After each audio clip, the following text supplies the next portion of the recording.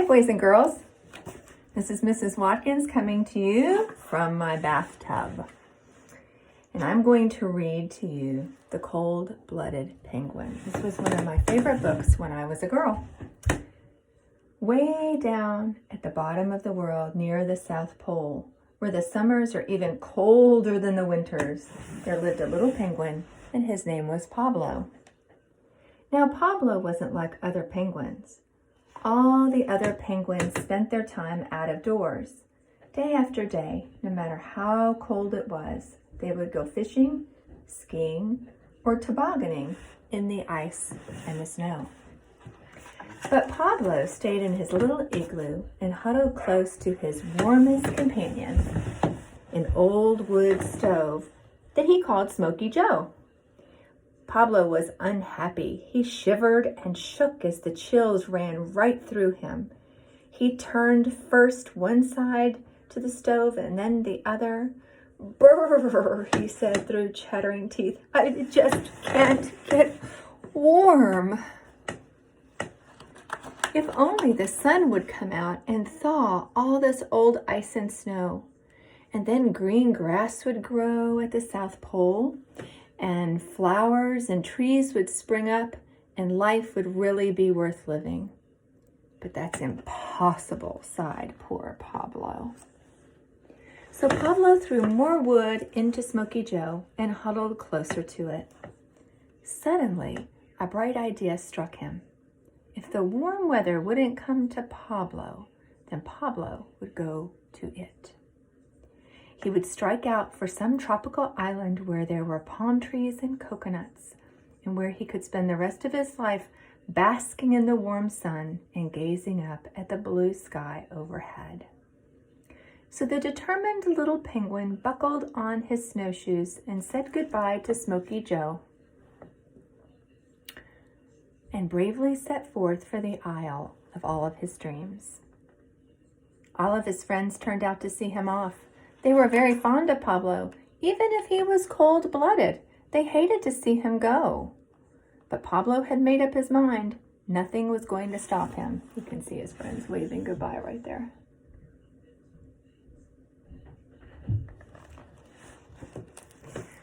Out over the deep snow, the little penguin plodded toward the north and sunshine. But he hadn't gone very far from his igloo, when a blast of cold air struck him and froze him stiff as a board. He toppled over backward and rolled down the steep hill. As Pablo rolled, the snow stuck to him until he was wrapped up in a huge snowball.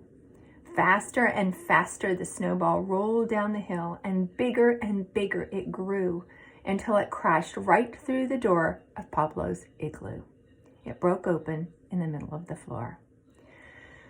Pablo sat up and found himself staring at Smoky Joe, who had been burning faithfully, trying as hard as he could to keep that igloo warm.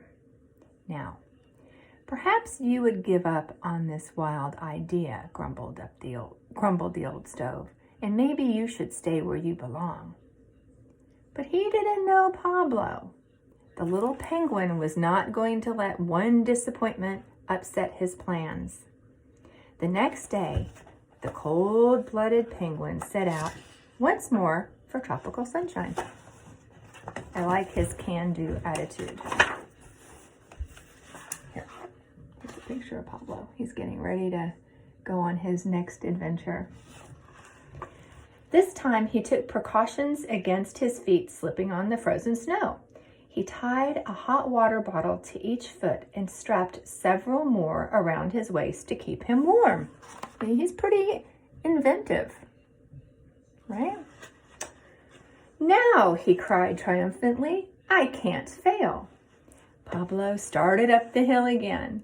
Ah, this is more like it, he smiled to himself as the hot water bottles on his feet got a good grip on the snow. He stopped and pulled out a map. Before I go any farther, he said, I'll just make sure I'm going in the right direction. Let me see. If I keep going north, I should reach the bottom of South America. And then a sad thing happened. While Pablo stood there on the snow-covered ice, trying to read his map, the hot water bottles under his feet melted their way down through the snow and ice. Luckily for Pablo, some other penguins came by just as he disappeared through the hole in the ice. There he is. Poor Pablo. He's in a big ice block.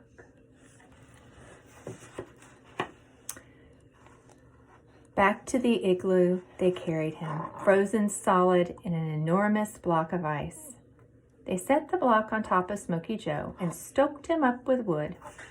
Slowly the ice melted and little Pablo jumped down to the floor. Apart from being a little colder than usual, he was none the worse for the experience. For a long time after that, the cold-blooded penguin did nothing.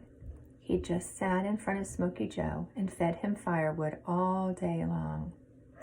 The other penguins were convinced that Pablo had at last given up his silly idea of trying to find a tropical island. But not Pablo. Oh no, he was thinking. There must be some way to get away from the South Pole, he thought. All of a sudden, he jumped up and ran out of his igloo. I've got it, he cried excitedly. Of course. Why didn't I think of it before? I'll build a boat. Working feverishly, Pablo sawed a big chunk out of the ice in the shape of a boat, and then he fitted it with a mast and a sail, and he took aboard all the things he thought he'd need on his long voyage. Food, water, a chart, an umbrella in case it rained, a bathtub, and of course, his old friend, Smoky Joe. So there's Pablo. He's cutting out the ice in the shape of a boat. Okay. Finally, the cold-blooded, here, I'll hold it up here a little bit longer.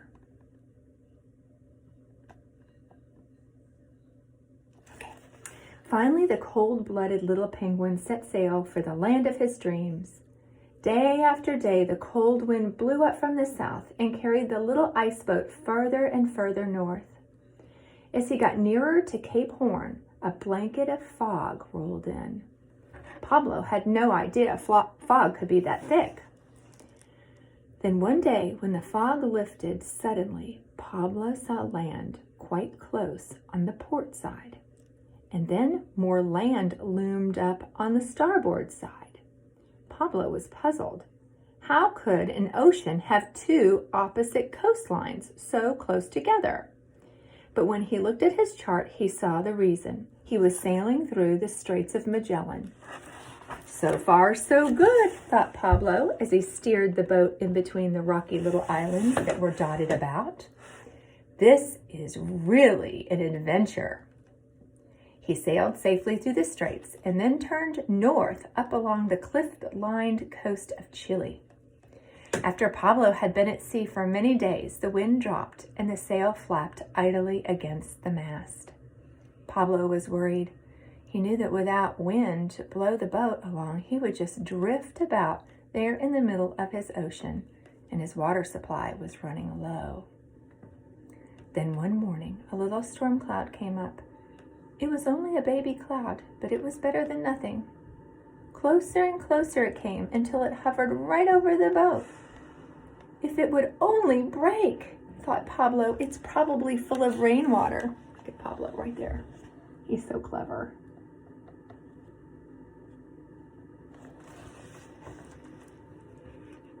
Pablo held open his umbrella as the little cloud burst open, but all that came out was a single drop of rain. Oh well, sighed Pablo. It tried hard.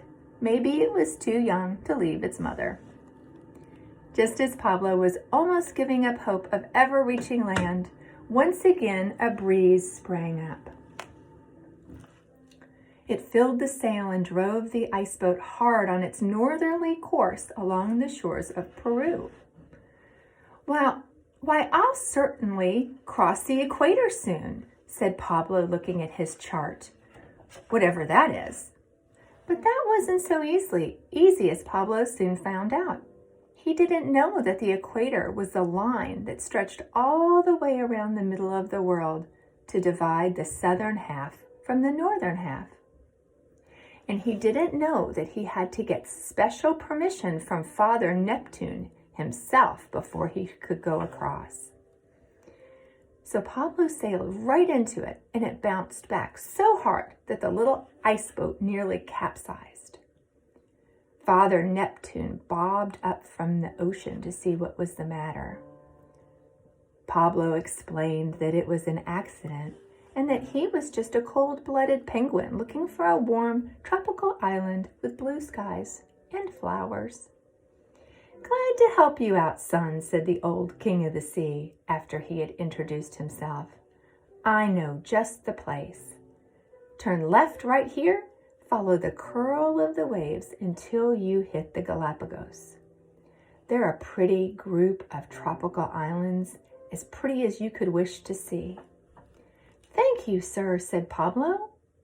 And then Father Neptune lifted up the line with one hand, and Pablo sailed his boat right under it. The warm tropical sun beat down on the little boat as Pablo lay stretched out on the deck, enjoying every minute of it. This was better than freezing at the South Pole. He dozed happily, completely forgetting that his boat was made of ice. The warm currents melted it away so fast, by the time Pablo awakened, there was very little left of the little boat. The little penguin ran frantically back and forth trying to save his ship, but it was too late. The only thing that remained afloat was the bathtub. Pablo struck out for it with all of his might and reached it just as it was filling with water. Scrambling inside, see, there he is.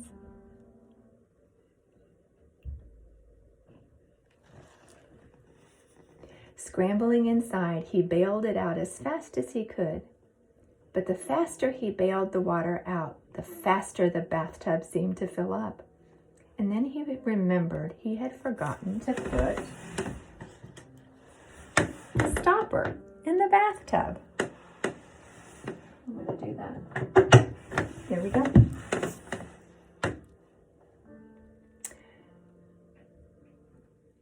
Something had to be done. Pablo pulled off the shower pipe. Oh, I missed something here. He lost his stopper. Oh, I didn't remember that part from being a kid. I'm glad I've got my stopper. Okay.